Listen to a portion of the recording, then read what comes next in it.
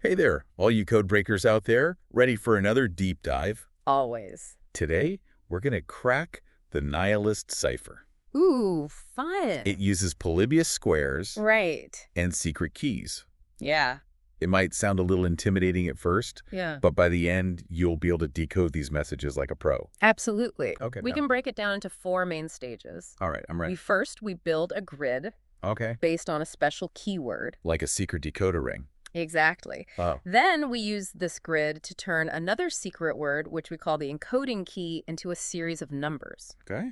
Next, we subtract those encoding key numbers from the encrypted message, which is really just a bunch of numbers itself. And then? And finally, we use our trusty grid again to turn those subtracted numbers back into letters. Oh, so it all comes full circle, Yes. and then we get the hidden message. You got it. Awesome. Yeah. So let's break those steps down even further. Sure. Starting with building the grid. For this example, let's just use coffee.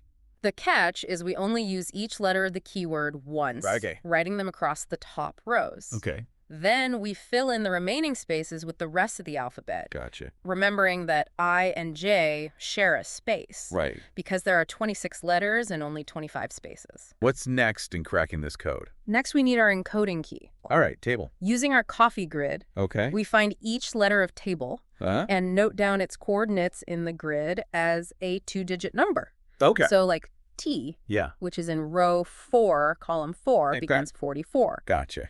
We repeat that for each letter in table, Okay. giving us a series of numbers. We take our encrypted message, Okay. which is just a string of numbers. And we subtract those encoding key numbers from it. Okay. So what happens when we run out of numbers in the encoding key? Right, so that's where the looping comes in. You simply loop back to the beginning. Okay. All right, so we take those subtracted numbers Okay. and convert them back into letters using our original coffee grid. Oh, so it all comes back to that grid. I bet seeing that message appear is a super satisfying feeling. Oh, it really is. Are you ready to see those steps in action with a real example? Absolutely. So first we got to build that Polybius square using monkey. Right. So it'll be like MONKE and then continue from there. Have you got that grid ready? Yes, my monkey grid is all set. Awesome. That's next. So now we convert our encoding key chair into numbers. Okay. And we're going to use our monkey grid to find the row and column number for each letter. Okay. So for instance, C is in row 2, column 4. Okay. So it becomes 24. All right, so chair becomes 24, 33, 22, 34, 43. Perfect. Now the fun part, we get to subtract. Yes, now we subtract. So the first number in the message is 58. Okay. And the first number in our key is 24. 58 minus 24 is 34. Yes. So our first result is 34. Okay. And we're going to continue like that for the rest of the message. That is exactly right. What's that final step? We now use the Polybius square to convert those numbers back into letters. So for example, that 34 that we got earlier. If you find 34 on the Polybius square, you'll see it corresponds to the letter I. So now we take each of those numbers and we find the matching letter on our monkey Polybius square. Yep. I'm really excited to see what this message says. The decoded message is, it's hip to be square. It's a little pun. Yeah, that's very clever. Are there any specific strategies that can help students and coaches really hone their nihilist cipher skills? First and foremost, precision is paramount. Double check every step from building that grid to performing those subtractions. Yeah. One misplaced number Yeah. can lead to a completely garbled message.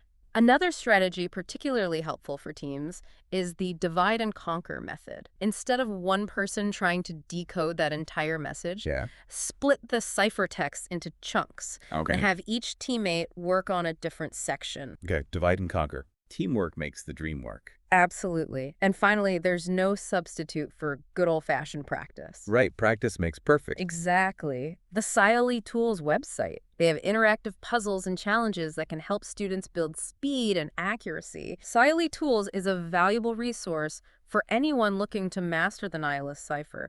Awesome. Thanks for joining us on this deep dive into the Nihilist cipher. We hope you feel empowered to tackle this cipher and add it to your code-breaking arsenal. Until next time, happy decoding.